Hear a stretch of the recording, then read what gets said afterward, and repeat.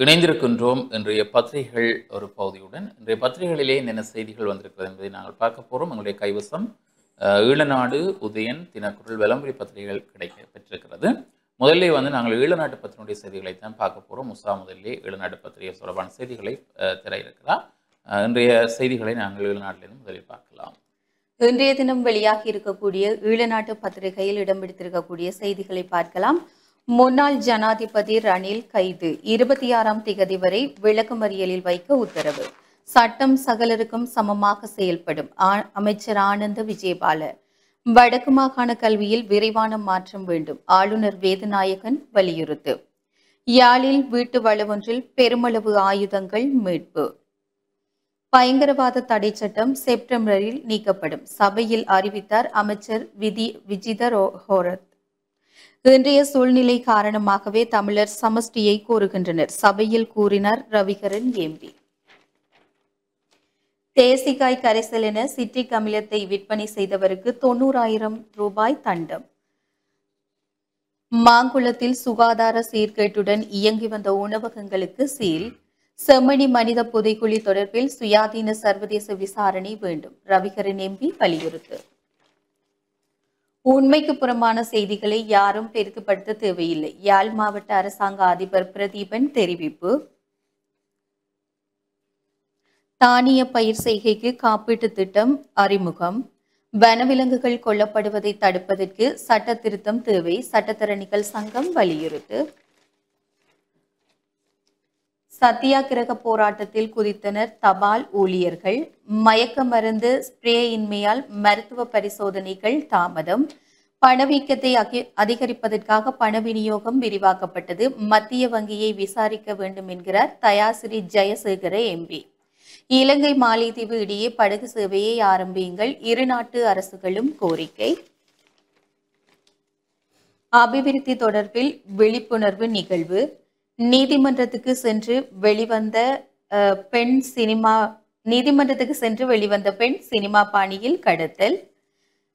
Ukraine பாதுகாப்புக்கான பொறுப்பை ஐரோப்பிய நாடுகளே சுமக்க வேண்டும், அமெரிக்க துணை ஜனாதிபதி ஜேடி வான்ஸ். கலப்பு இரட்டையர் பிரிவில் ஆண்ட்ரியா ஜோடி சாம்பியன். மகளிர் உலக கிண்ணம் இங்கிலாந்து அணி அறிவிப்பு. தாய்லாந்து முதலீட்டாளர்கள் வடக்கில் முதலிட வேண்டும், அந்நாட்டு தூதுவரிடம் ஆளுநர் கோரிக்கை. செல்வச்செந்நிதி கொடியேற்றம் இன்று மதியம் ஆலய சூழலில் சுகாதாரம் பேண அறிவுறுத்து. இவை இன்றைய தினம் வெளியாகி இருக்கக்கூடிய ஈழநாட்டு பத்திரிகைகளில் இடம் பிடித்திருக்கக்கூடிய செய்திகளாக காணப்படுகின்றது. தொடர்ந்து இன்றைய தினம் வெளியாகி இருக்கக்கூடிய வலம்புரி பத்திரிகையில் இடம்பெற்றிருக்கக்கூடிய செய்திகளை பார்க்கலாம். வலம்புரியினுடைய இன்றைய பிரதான செய்தி அதிர்கிறது கொழும்பு. முன்னாள் ஜனாதிபதி ரணில் கைது, 26ஆம் தேதி வரை விளக்கமறியல் வைக்க நீதிமன்றம் உத்தரவு. முன்னாள் ஜனாதிபதி ரணில் விக்ரமசிங்க குற்றப்புலனாய்வு பிரிவு திணைக்களத்தால் நேற்று கைது செய்யப்பட்டு நீதிமன்றில் முற்படுத்தப்பட்ட நிலையில் அவரை எதிர்வரும் 26ஆம் தேதி வரை விளக்கமறியல் வைக்குமாறு கொழும்பு கோட்டை நீதவான் நீதிமன்றம் உத்தரவிட்டிருப்பதாக இன்றைய பிரதான செய்தி அமைந்திருக்கிறது. முன்னாள் ஜனாதிபதி ரணில் விக்ரமசிங்கவின் கைதானது இலங்கை வரலாற்றில் ஒரு முன்னாள் ஜனாதிபதி கைது செய்யப்பட்ட முதலாவது சந்தர்ப்பமாக பதிவாகியுள்ளதாகவும் அந்த செய்தி அமைந்திருக்கிறது. முன்னாள் ஜனாதிபதி ரணில் விக்ரமசிங்க லண்டனுக்கு மேற்கொண்ட உத்தியோகபூர்வ பயணம் தொடர்பாக வாக்குமூலம் அளிப்பதற்காக நிதி குற்றப்புலனாய்வு பிரிவுக்கு நேற்று சென்றிருந்த நிலையில் கைது செய்யப்பட்டார். 166 லட்சம் ரூபாய் பொதுமக்கள் பணத்தை முறையற்ற விதத்தில் பயன்படுத்திய குற்றச்சாட்டிலேயே முன்னாள் ஜனாதிபதி ரணில் விக்ரமசிங்க கைது செய்யப்பட்டார். இதன் பின்னர் கொழும்பு கோட்டை நீதவான் நீதிமன்றில் ஆயர்படுத்தப்பட்ட முன்னாள் ஜனாதிபதி ரணில் விக்ரமசிங்கவுக்கு பிணை வழங்கப்பட்டது. குறித்த பிணை தொடர்பில் மேலதிக சொலிசிஸ்டர் ஜெனரல் திலீப பீரிஸ் ஆட்சேபனை தெரிவித்ததை அடுத்து குறித்த பிணை வழங்கலில் இழுபறி நிலை ஏற்பட்டது. இந்நிலையில் பலத்த இழுபறிக்கு பின்னர் இரவு 10 மணி அளவில் கைது செய்யப்பட்ட முன்னாள் ஜனாதிபதி ரணில் விக்ரமசிங்கவை எதிர்வரும் 26ஆம் தேதி வரை விளக்கமறியல் வைக்குமாறு கொழும்பு கோட்டை நீதவான் நீதிமன்றம் உத்தரவிட்டது என்று அந்த செய்தி இங்கே காணக்கூடியதாக அமைந்திருக்கிறது. அது முக்கிய செய்தியாக இங்கே அமைந்திருப்பதை காணக்கூடியதாக இருக்கிறது.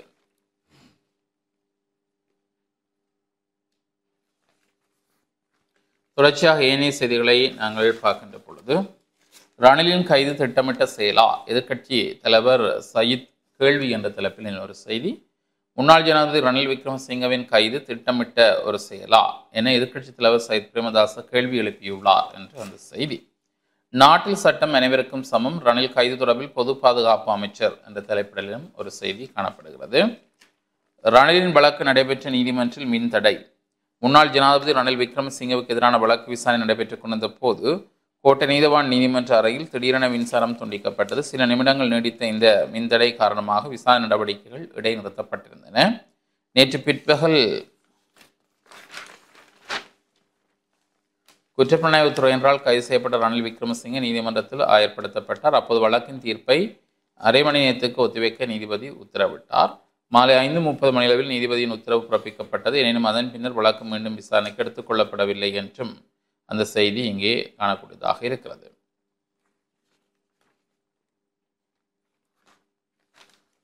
தொடர்ச்சியாக இணைய செய்திகளை பார்க்கின்ற பொழுது அரசு நிதியை ரணில் முறையற்று பயன்படுத்தவில்லை, ஐக்கிய தேசிய கட்சி விளக்கம் என்கிற செய்தி. முன்னாள் ஜனாதிபதி ரணில் விக்ரமசிங்கே அரசு நிதியை முறைகேடாக பயன்படுத்தவில்லை என ஐக்கிய தேசிய கட்சி விளக்கம் அளித்திருக்கிறது.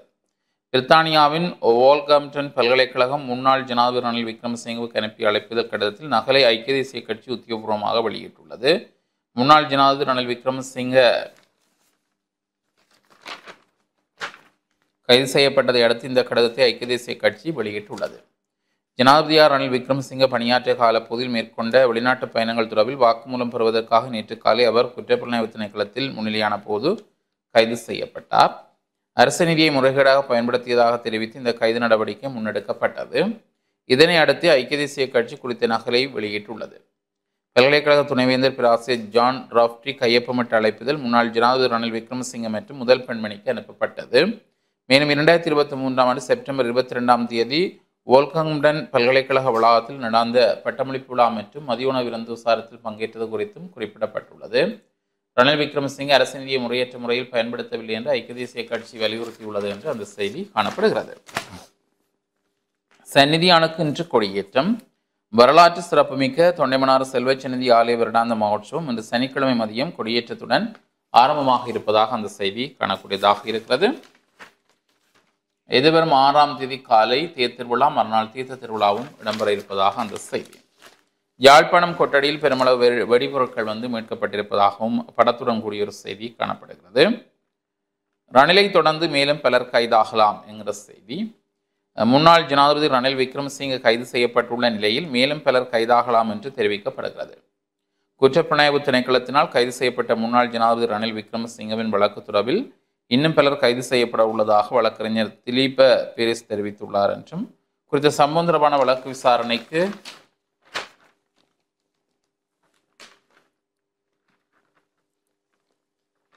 அழைக்கப்பட்ட போதே திலீப் பீரிஸ் இதனை தெரிவித்துள்ளார் என்றவாறு அந்த செய்தி இங்கே காணப்படுகின்றது. இரவில் தூக்கமின்மை, அரியாலையில் விபரீத முடிவெடுத்த பெண் உயிரிழப்பு என்ற தலைப்பில் ஒரு செய்தி. இரவில் தூக்கமின்மை காரணமாக விபரீத முடிவெடுத்த பெண் ஒருவர் உயிரிழந்திருக்கிறார். நேற்று வெள்ளிக்கிழமை யாழ்ப்பாணம் அரியாலை பகுதியில் இச்சம்பவம் இடம்பெற்றுள்ளது. இதில் அதே பகுதியைச் சேர்ந்த புஷ்பவதி விஜயரட்னம் வயது 75 என்பவரே உயிர் இழந்திருக்கிறார் என்ற தலைப்பில் அந்த செய்தி. குறித்த பெண் நேற்று வெள்ளிக்கிழமை காலை தனக்குத்தானே தீமூட்டி உயிரிழந்துள்ளார். சம்பவத்துக்கு சென்ற யாழ் போதனா வைத்தியசாலை திடீர் மரண விசாரணை அதிகாரி நமசிவாயம் பிரேம்குமார் மரண விசாரணைகளை மேற்கொண்டார் என்ற செய்தி. வாந்தி எடுத்த பெண் மரணம் யாழில் சம்பவம். வாந்தி எடுத்த குடும்ப பெண் ஒருவர் நேற்று மரணமடைந்துள்ளார். இதில் யாழ்ப்பாணம் கந்தர்மடத்தைச் சேர்ந்த 3 பிள்ளைகளின் தாயாரான சிவலிங்கம் ஜெயலட்சுமி வயது 61 என்பவரே மரணம் அடைந்தவர் ஆவார். மேற்படி குடும்ப பெண் கொலண்டிலிருந்து யாழ்ப்பாணம் வந்து கந்தர்மடத்தில் தங்கியிருந்துள்ளார். இந்நிலையில் நேற்று வெள்ளிக்கிழமை அதிகாலை வாந்தி எடுத்த நிலையில் யாழ் போதனா வைத்தியசாலையில் அனுமதித்த போதும் சில மணித்தியாலங்களில் அவர் உயிரிழந்துள்ளார். இம்மரணம் தொடர்பில் யாழ் போதனா வைத்தியசாலை திடீர் மரண விசாரணை அதிகாரி நமசிவாயம் பிரேம்குமார் விசாரணைகளை மேற்கொண்டதாக அந்த செய்தி. காலில் வீக்கம் ஏற்பட்ட இளம் குடும்ப பெண் மரணம். காலில் வீக்கம் ஏற்பட்ட இளம் குடும்ப பெண் ஒருவர் மரணமடைந்துள்ளார். இதில் பூனகரி ஆலங்கனியைச் சேர்ந்த கௌதமன் தமிழ்நிலா வயது 24 என்ற ஒரு பிள்ளையின் தாயாரே உயிரிழந்தவர் ஆவார். குறித்த பெண்ணுக்கு 3 மாதங்களுக்கு முன்னர் காலில் வீக்கம் ஏற்பட்டு பூனகரி வைத்தியசாலையில் சிகிச்சை பெற்று சுகம் பெற்றிருந்தார். மீண்டும் கால் வீங்கியதை அடுத்து இம்மாதம் 14ஆம் தேதி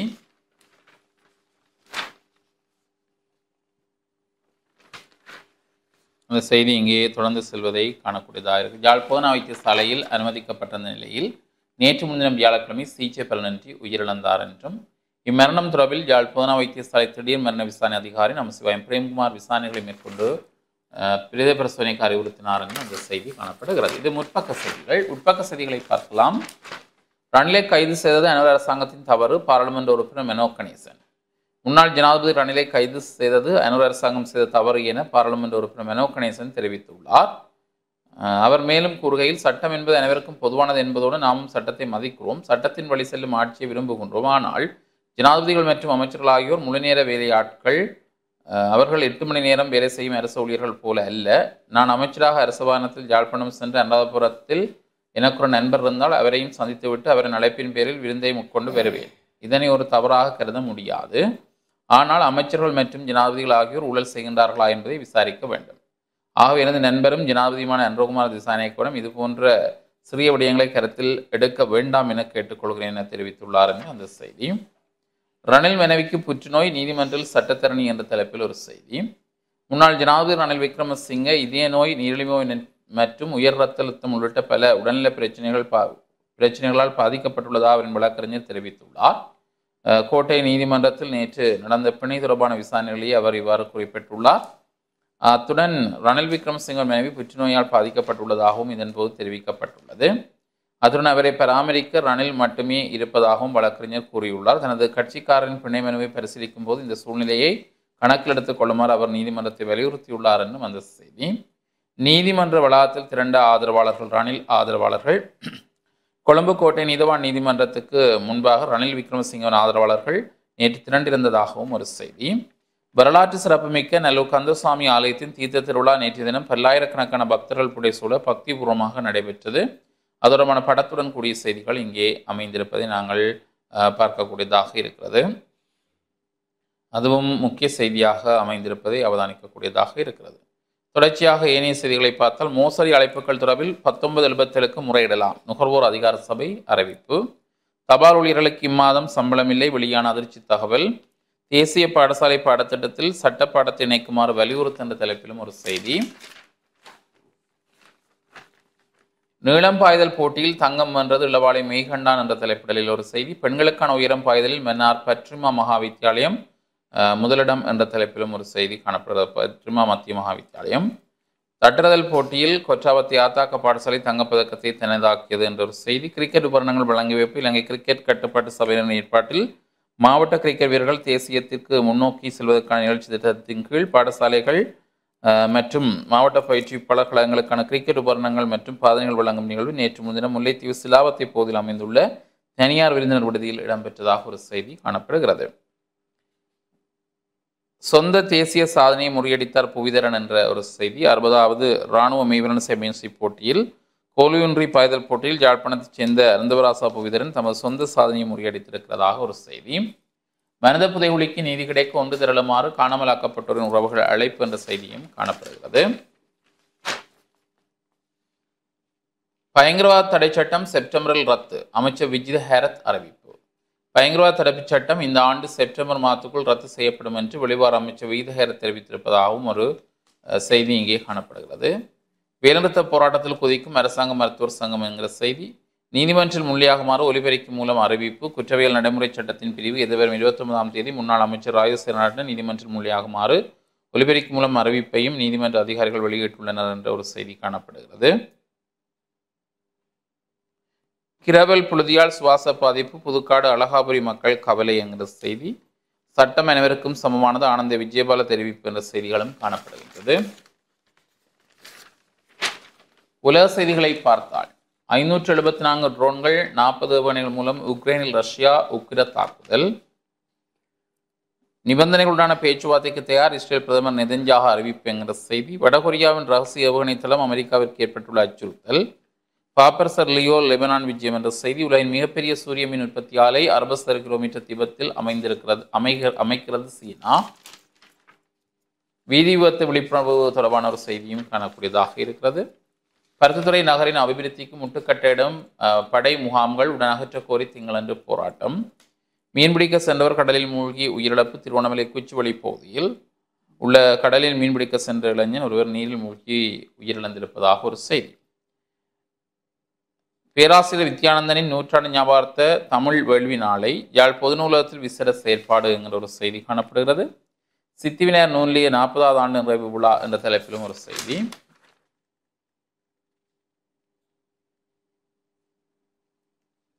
அதாவது ஏழாலை மேற்கில் அமைந்துள்ள சரோஜினி பூங்காவில் இது இடம்பெற இருப்பதாக அந்த செய்தி. சித்திவிநாயகர் நூலிலேயே 40வது ஆண்டு நிறைவு விழா தொடர்பில் ரணில் விரைவில் வீடு திரும்புவார், மாலத்தீவு முன்னாள் ஜனாதிபதி என்கிற செய்தி. முன்னாள் ஜனாதிபதி ரணில் விக்ரமசிங்கே விரைவில் வீடு திரும்புவார் என எதிர்பார்ப்பதாக மாலத்தீவின் முன்னாள் ஜனாதிபதி முகமது நசீர் தெரிவித்துள்ளார். ரணிலின் கைது குறித்து தனது எக்ஸ் பதிவில் அவர் குறிப்பிட்டுள்ளதாவது, ஜனாதிபதி ரணில் விக்ரமசிங்கே விரைவில் வீடு திரும்புவார் என்று மிகவும் ஆவலுடன் காத்திருக்கிறேன் என்றுள்ளது என்று அந்த செய்தி. இலங்கை வரலாற்றில் முன்னாள் ஜனாதிபதி ஒருவர் கைதாகும் முதல் சந்தர்ப்பம் என்ற தலைப்பில் ஒரு செய்தி. முன்னாள் ஜனாதிபதி ரணில் விக்ரமசிங்கே கைதானது இலங்கை வரலாற்றில் ஒரு முன்னாள் ஜனாதிபதி கைது செய்யப்பட்ட முதலாவது சந்தர்ப்பமாக பதிவாகி இருக்கிறது. 2023ஆம் ஆண்டு கியூபாவில் நடந்த G77 உச்சி மாநாட்டிலிருந்து ரணில் விக்ரமசிங்கே திரும்பி வரும் வழியில் இங்கிலாந்து பயணமானார்.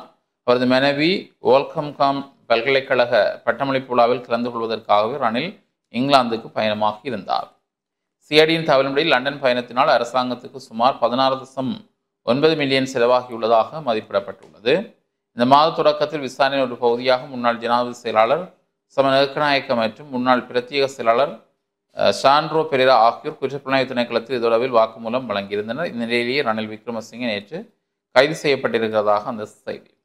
வெலிக்கடை சிறைச்சாலையில் ரணில் விக்ரமசிங்கே அடைப்பு என்கிற செய்தி. வெலிக்கடை சிறைச்சாலையில் முன்னாள் ஜனாதிபதி ரணில் விக்ரமசிங்கே அடைக்கப்பட்டுள்ளார். நேற்று 22 குற்றப்புலனாய்வு திணைக்களத்தினால் கைது செய்யப்பட்ட முன்னாள் ஜனாதிபதி ரணில் விக்ரமசிங்கவை எதிர்வரும் 26ஆம் தேதி வரை விளக்கமறியலில் வைக்க நீதிமன்றம் உத்தரவிட்டிருக்கிறது. அரச நிதியை முறைகேடாக பயன்படுத்திய குற்றச்சாட்டில் அவர் கைது செய்யப்பட்டார் என்ற செய்திகள் காணப்படுகின்றன. இவைதான் விளம்பரினுடைய முக்கிய செய்திகள். அடுத்து நாங்கள் நிறைய நாளுக்குரிய உதயன் பத்தினுடைய முக்கிய செய்திகளை அடுத்து இணைத்துக் கொள்ளலாம். இன்றைய தினம் வெளியாகி இருக்கக்கூடிய உதயன் பத்திரிகையில் இடம்பெற்றிருக்கக்கூடிய செய்திகளை பார்க்கலாம். ஊழல் மோசடி குற்றச்சாட்டில் ரணில் கைது, 26ஆம் திகதி வரை விளக்கமறியல், கொழும்பில் உச்சகட்ட பதற்றம். முன்னாள் ஜனாதிபதி ரணில் விக்ரமசிங்கே ஊழல் மோசடி குற்றச்சாட்டில் குற்றப்புலனாய்வு துறையால் நேற்று கைது செய்யப்பட்டு நீதிமன்ற உத்தரவுக்கு அமைய எதிர்வரும் 26ஆம் திகதி வரை விளக்கமறியலில் வைக்கப்பட்டுள்ளார். ரணில் விளக்கமறியல் எதிரொலி. கோட்டை நீதவான் நீதிமன்றை முற்றுகையிட்டு போராட்டம், இரவிரவாக கொழும்பில் கலேபரம். இராணுவத்தின் கட்டுப்பாட்டில் உள்ள மக்களின் காணிகள் விடுவிக்கப்படும். இன்னும் 2 வாரங்களில் பயங்கரவாத தடை சட்டம் முற்றுமுழுதாக நீக்கப்படும். வெளிவிவகார அமைச்சர் விஜிதா ஹேரத் உறுதி. மாகாண சபை முறை என்பது இனப்பிரச்சினைக்கு தீர்வல்ல, அமைச்சர் விஜித ஹேரத் தெரிவிப்பு. இராணுவ முகாமை அகற்றுமாறு பருத்தித்துறையில் போராட்டம். செம்மணி விவகாரத்தில் அரசாங்கம் தலையிடக்கூடாது. ரணிலின் கைகளில் விலங்கு. ரணில் விக்ரமசிங்கே வெலிக்கடை சிறைச்சாலைக்கு அழைத்து செல்லப்பட்ட போது கைகளில் விலங்கு மாட்டப்பட்டே அழைத்து செல்லப்பட்டார். முன்னாள் ஜனாதிபதி என எந்த சிறப்புரிமையும் அவருக்கு வழங்கப்படவில்லை. உள்ளக பொறிமுறையூடாக பொறுப்பு கூறல் நிறைவேறும். வெளிப்புற தலையீடு இல்லை, அரசாங்கம் திட்டவட்ட அறிவிப்பு. 2 நாடுகளுக்கு அனுர செப்டம்பரில் பயணம். ஜனாதிபதி அனுரகுமார திசாநாயக்க அடுத்த மாதம் 2 உத்தியோகபூர்வ வெளிநாட்டு பயணங்களை மேற்கொள்ளவுள்ளார் என்று தெரிவிக்கப்படுகின்றது. அமெரிக்கா மற்றும் ஜப்பான் ஆகிய நாடுகளுக்கே இவர் செல்லவுள்ளார். தபால் ஊழியர்கள் போராட்டம். 100 மில்லியன் ரூபாய் 4 நாட்களில் இழப்பு. சம்பளம் வழங்கப்படாவிட்டால் சட்ட நடவடிக்கையை நாடுவோம். தபால் தொழிற்சங்க பிரதிநிதிகள் தெரிவிப்பு. பயங்கரவாத எதிர்ப்பு சட்டம் விரைவில் இறுதி செய்யப்படும், நிபுணர்கள் குழு தெரிவிப்பு. நெல்லியடியில் விபத்து, ஒருவர் படுகாயம். விவசாய உற்பத்தி ஏற்றுமதிக்கு தேசிய திட்டம் தயாரிப்பு. வேலை நிறுத்த போராட்டத்தில் குதிக்கும் அரசம் மருத்துவர்கள். மாகாண சபை தேர்தல் நடத்தப்பட வேண்டும், மெனோ எம்பி வலியுறுத்து.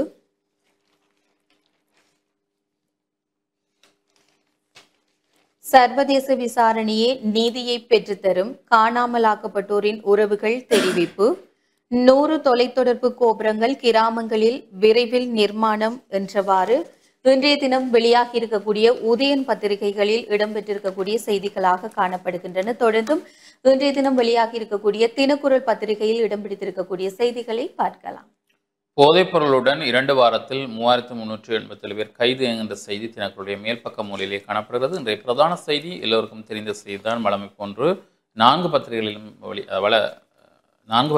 வெளியான செய்தி தான். வழமை போன்ற அல்ல, 4 பத்திரிகைகளும் வெளியான செய்தி தான். முன்னாள் ஜனாதிபதி ரணில் கைது என்ற தலைப்பிலே அது காணப்படுகின்றது. ரணிலுக்கு விளக்கமறியல் விலங்குடன் சிறை சென்றார் என்கிற ஒரு செய்தியும், இலங்கை வரலாற்றில் கைதான முதலாவது ஜனாதிபதி ரணில் என்ற செய்தியும், இலங்கை வரலாற்றை மாற்றியமைத்த ரணிலின் வழக்கு என்ற தலைப்பிடல்களிலும் பல செய்திகள் காணப்படுகிறது. ரணிலை கண்டதும் அழுத ஆதரவாளர்கள் என்ற தலைப்பிலும் ஒரு செய்தி, சட்டம் அனைவருக்கும் சமம் ரணில் கைது குறித்து அமைச்சர் தெரிவிப்பு என்கிற செய்தி, பழிவாங்கும் படலம் முடிவுக்கு வர வேண்டும் அலிஷ் ஷப்ரி ஆவேசம் என்கிற செய்தி, வெறுப்பு மற்றும் பழிவாங்கும் சூழ்ச்சியை முடிவுக்கு கொண்டு வர வேண்டும் என முன்னாள் அமைச்சர் அலிஷ் ஷப்ரி குறிப்பிட்டிருக்கிறார் என்கிற செய்தியும் காணப்படுகிறது.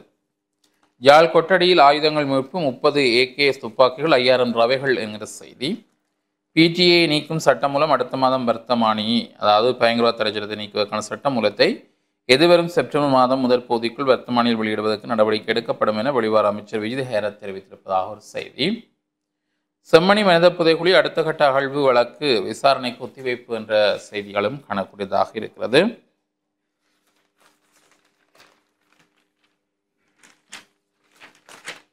சூழ்நிலை நிமித்தமே சமஷ்டியை தமிழ் மக்கள் கோரி நிற்கின்றனர் துரராசா ரவிகரன் MP என்கிற செய்தி, தமிழ் மக்கள் தமிழீழத்தை அடைவதற்கே விரும்புகின்றனர் எனினும் தற்போதுள்ள சூழ்நிலை நிமித்தமே சமஷ்டியை தமிழ் மக்கள் கோரி நிற்கின்றனர் என்று வன்னி மாவட்ட நாடாளுமன்ற உறுப்பினர் துரராசா ரவிகரன் தெரிவித்திருப்பதாகவும் ஒரு செய்தி, நெலுக்குள பகுதி கடைகள் உணவகங்களில் சோதனை என்கிற செய்தி, காலில் வீக்கத்துக்கு சிகிச்சை பெற்ற குடும்ப பெண் மரணம் என்ற தலைப்பில் ஒரு செய்தி, துப்பாக்கி தோட்டாக்கள் வைத்திருந்தவர் கைது மஸ்கலியா சாமிமலை கல்தோணி பகுதியில், மலைய தமிழ் மக்கள் என்ற சொற்பதம் சகல ஆவணங்களிலும் உள்ளடக்க சட்ட திருத்தம் என்கிற ஒரு செய்தி காணக்கூடியதாக இருக்கிறது.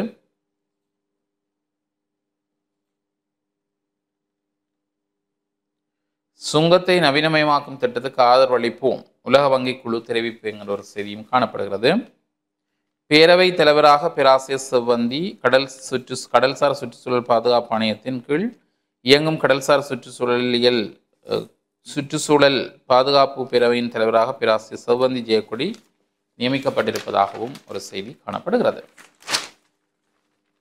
இலங்கை வரலாற்றில் கைதான முதலாவது ஜனாதிபதி ரணில், இலங்கை வரலாற்றில் கைதான முதல் ஜனாதிபதியாக ரணில் விக்ரமசிங்க பதிவாகியுள்ளார். இலங்கையில் 1978 ஆண்டு 2ஆம் குடியரசு யாப்பின் ஊடாக ஜனாதிபதி பதவி அறிமுகப்படுத்தப்பட்டதென அந்த செய்தி, மயக்க மருந்து ஸ்ப்ரே பற்றாக்குறையை முக்கிய பரிசோதனைகள், அதாவது அந்த பற்றாக்குறையால் முக்கிய பரிசோதனைகள் தாமதம் என்ற செய்தி, ஊடகவியலாளர்கள் அச்சுறுத்தல் கொழும்பில் கவனீர்ப்பு போராட்டம் போன்ற செய்திகளும், ஆசிரியர்கள் ஆரோக்கியத்தை உறுதி செய்ய 6 மாதங்களுக்கு ஒரு முறையேனும் மருத்துவ பரிசோதனை அவசியம், ஆசிரியர்கள் தங்கள் ஆரோக்கியத்தை உறுதி செய்ய 6 மாதங்களுக்கு ஒரு முறையேனும் மருத்துவ பரிசோதனை மேற்கொள்வது அவசியம் என்ற தலைப்பிலும் ஒரு செய்தி, நல்லூர் தேர் திருவிழாவில் நகை திருட்டில் ஈடுபட்ட யுவதி மடக்கை பிடிப்பு, நல்லூர் ஆலயத்தில் நேற்று முன்தினம் இடம்பெற்ற தேர் திருவிழாவின் போது நகைகளை திருட முற்பட்ட இளம் யுவதியை ஆலய பகுதியில் கடமையில் ஈடுபட்டிருந்த சாரணர்கள் மடக்கி பிடித்திருக்கிறார்கள். மடக்கி பிடித்து போலீசாரிடம் ஒப்படைத்திருக்கின்றனர் என்ற அந்த செய்தி காணப்படுகிறது. குறித்த 24 வயதுடைய யுவதி பக்தர்களிடையே சந்தேகத்துக்கு இடமளிக்கும் வகையில் நடமாடியதை சாரணர்கள் அவதானித்து அவரை தொடர்ந்து கண்காணித்துள்ளனர். இதன்போது யுவதி ஒரு பெண்ணின் தங்கச்சங்கிலி அறுக்க முற்பட்ட வேளை சாரணர்கள் அவரை மடக்கி பிடித்தனர். இதை அடுத்து அவர்கள் அப்பகுதியில் கடமையில் இருந்த போலீசாரிடம் யுவதியை ஒப்படைத்தனர். போலீசார் அவரை சோதனையிட்ட போது அவரது உடைமைகளிலிருந்து 3 தங்கச்சங்கிலிகள் மீட்டுள்ளனர். விசாரணையில் குறித்த யுவதி கொச்சிக்கடை பகுதியைச் சேர்ந்தவர் எனவும் அவருடன் மேலும் சிலர் ஆலயத்துக்கு வந்திருந்ததாகவும் தெரிய வந்துள்ளது. இதனை அடுத்து அவருடன் வந்த ஏனைய நபர்கள் தொடர்பாக போலீசார் விசாரணைகளை மேற்கொண்டு வருவதாக அந்த செய்தி, மனப்பதிவுகள் நூல் அறிமுகம் நாளை என்ற தலைப்பிலும் ஒரு செய்தி காணப்படுகிறது. நல்லூர் கந்தசுவாமி ஆலய தீர்த்த திருவிழா நேற்று வெள்ளிக்கிழமை பக்திபூர்வமாக இடம்பெற்றது என்று சொல்லி படத்துடன் கூடிய ஒரு செய்தியும் இங்கே பிரசுரமாகி இருப்பதை காணக்கூடியதாக இருக்கிறது. இவைதான் இன்றைய பத்திரிகைகளிலே வெளியாக இருக்கக்கூடிய முக்கிய செய்திகளாக முதன்மை செய்திகளாக அமைந்திருக்கிறது. அடுத்து நாங்கள் ஒரு இடைவெளியை தொடர்ந்து இணைந்திருக்கலாம்.